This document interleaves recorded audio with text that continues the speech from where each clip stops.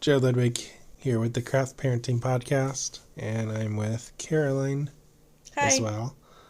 This is like the weirdest intro you've ever done. I love it. Keep going. Keep going. We are on a journey this December, and we are going through Higher Gravity's Beervent calendar, which it's a beer a day for 25 days, and we are on day number 19. 19. We're a smidgy behind, but we're catching up. I don't think we'll catch up soon. Well, it's supposed to snow, so our plans for tomorrow got canceled, so we can probably catch up tomorrow. Sure. So today we have a beer by a brewery that we've never heard of before. Never have I ever. It is a smoked Scotch Ale by Westside West side. Brewing. Which, if you are not a listener of this podcast, that was a very sarcastic joke. We go to Westside a lot. We did not go to Westside today, though. Today we went to Narrow Path. We went very far away from the West Side. It was like 3.5 hours to get there. Okay, it was like 40 minutes, but same difference. So this is a smoked Scotch Ale, and their description on the can says, "Celebrate the season with this smoky fireside sipper. Beechwood smoked malt lends aromas of campfire and barbecue to the Scottish-style ale, which has rich malt flavors of baked bread crusts and dark fruits." And I believe this beer was brewed exclusively for the Higher Gravity Beervent calendar. It has a little mark on it. Yeah. Well, because I could only find their Scottish style ale. Yeah, so they smoked it. Yeah. So they made a smoked version of it just for Higher Gravity. And I believe if you are actually paying attention and you're not listening to us because we're behind, Higher Gravity had a very limited amount of supply of this particular beer in packaging at the both locations, and I believe also Westside tapped a keg. I don't know how much of a keg, but I believe they tapped some form of this beer in their tap room in Westwood. Nice. So, if you didn't get the Higher Gravity Beervent calendar, You ain't getting it. and you happen to stumble upon it at those locations, congratulations. This is a very exclusive beer. A limited amount of beer, for sure. Yeah. And it's really tasty. It's not like super smoky. Oh my goodness, my voice went out. It's not like super smoky. Because like some smoked beers, it's like so much smoke. And this is just that right amount of smoke to let you know that it's there, but not overpower everything. Let's see. It's kind of ruby red. Yeah. Brown in color. It has some floaters in it. It does. I don't know if that's wood. I'm going to say that it's wood, but I don't know. Probably yeast. I mean... Probably. It's probably very similar to our homebrew situation where they have to, obviously bigger, but they probably didn't filter the yeast out. Yeah. As well as the other beers that they brew. Because it's, the head, when I poured this, the head immediately disappeared. And it's like, it's very bubbly. But you can, it's definitely carbonated. When I think of Scottish ale, I think of like... This is a Scotch ale. Oh, it's not a Scotch. It's a Scotch ale. Yeah. Which I think the description that I have in the doc is for their Scottish ale. Because I was trying to find it. What's the difference between Scotch and Scottish? Scotch ale. I've never heard of that. Maybe they're just trying to save space on the can. But Scotch is a type of whiskey, right? Yeah, specific to Scotland. Let me see. Scotch ales or wee heavies tend to be higher in ABV above 6% at least. And this one's 9.9. So it is a Scottish ale. It's a Scotch ale. Scottish ales tend to refer to the lower ABV equivalent of an English pale ale, clocking in around 3 to 5% ABV. Per hopculture.com, what exactly are Scotch ales? Article.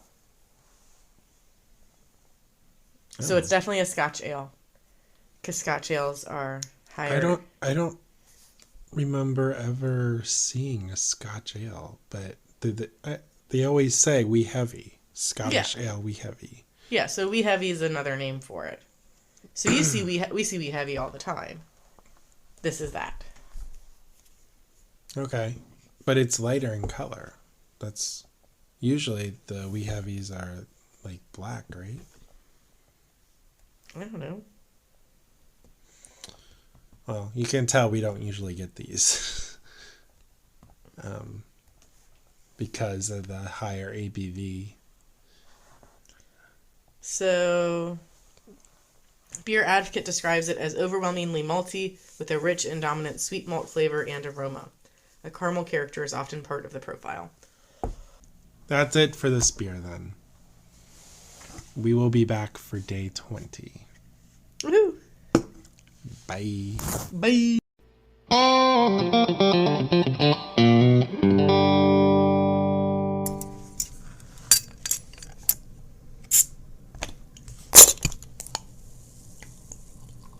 So, welcome back to the Craft Parenting Podcast. I'm Joe. This is Caroline. They literally didn't leave. Why do we do this every time? Well, it's a tradition at this point. Oh my goodness. We are I tried. I'm sorry. We are doing the higher gravity Beervent calendar, and this is day 20. 20 out of 25. And we do not have a beer. We do not. They tricked us. All right. But I'm okay with that. So we have a bottle. It's like a little cute little wine bottle. It looks so tiny in your hands. I know. It's so cute. So this is This is Shampain. It's like champagne, but with an S and no E at the end. Yeah, so it's With a sham. And pain. Yep. Yeah. So it's a sparkling fruit wine made with Lychee. And this is by a company called Fruitblood. And I took a lot of notes about this company because they're decently new. Yeah. At least newed up. At least I think they're new. And we can kind of go into the history and talk about what our experience has been with them in the past. But they do wine. Yep, they are based out of Urban Artifact, but they're not based out of Urban Artifact. It just says Cincinnati. Because it's one of the old brewers from Urban Artifact. Yeah, so it's an independent company. Mm-hmm. You can order their wine through Urban Artifact and also Higher Gravity. Because Higher Gravity and Urban Artifact are both based in Northside. Yes, Northside. They're a couple doors down. Mm-hmm. We still have not been to the Northside location of Higher Gravity. No, we have not. You haven't been to Higher Gravity, either location. I have not. That is true. We've covered this before. So, about the winery, we make wine for those in pursuit of pleasure.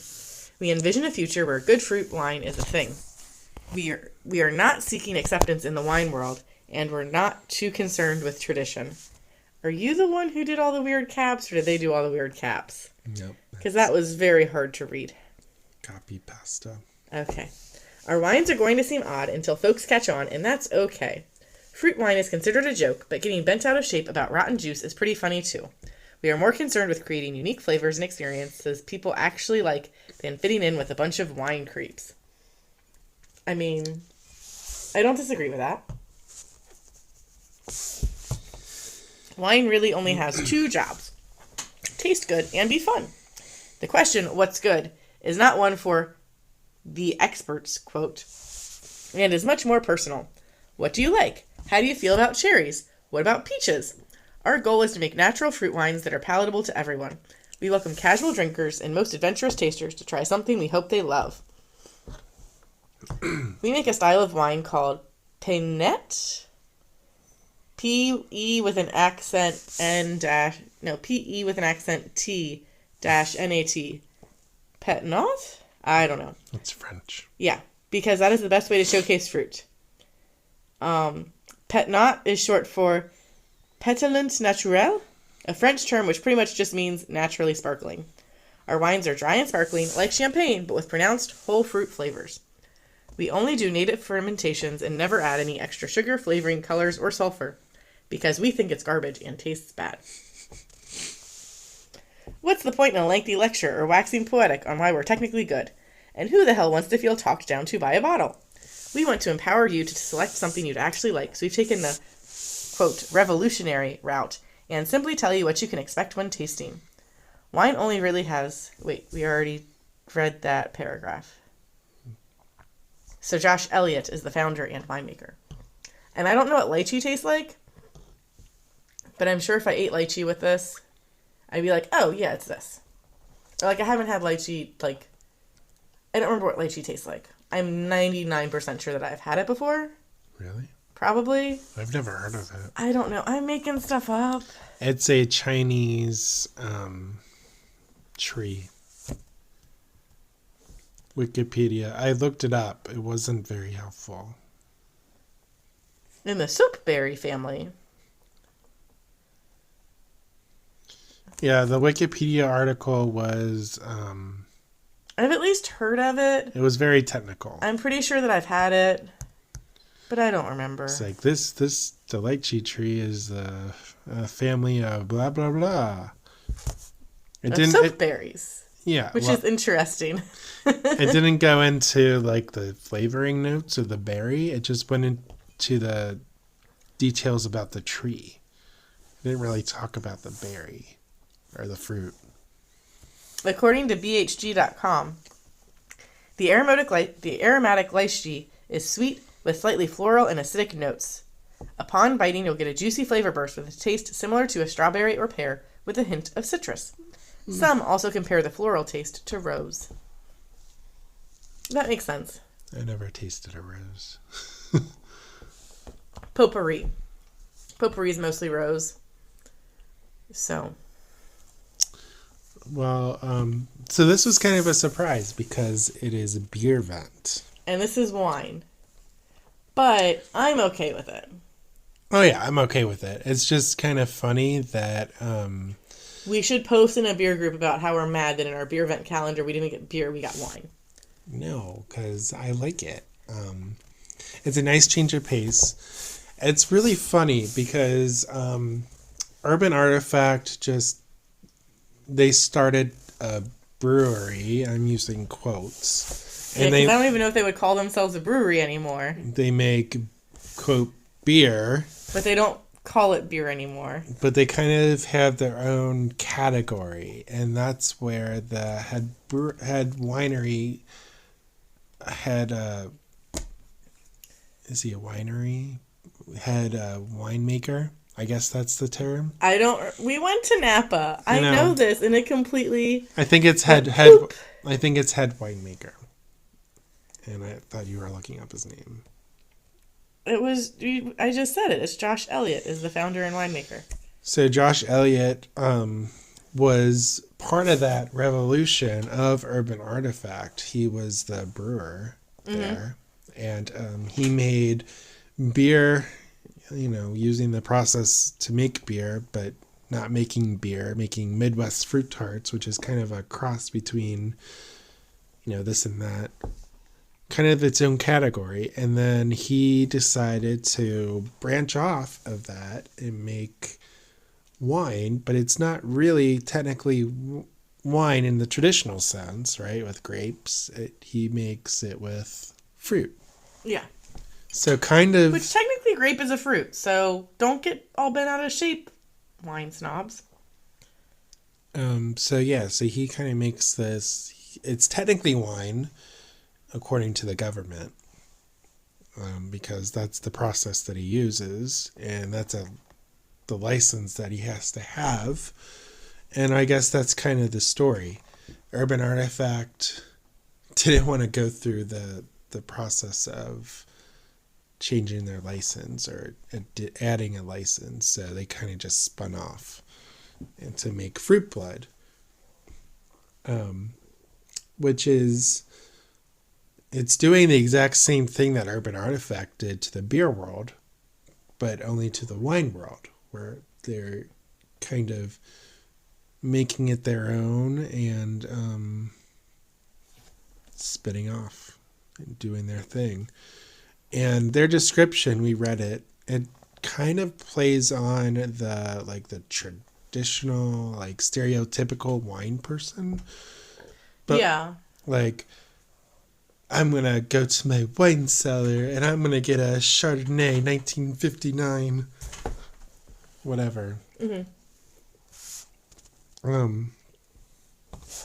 It's very stereotypical, like, wine drinker.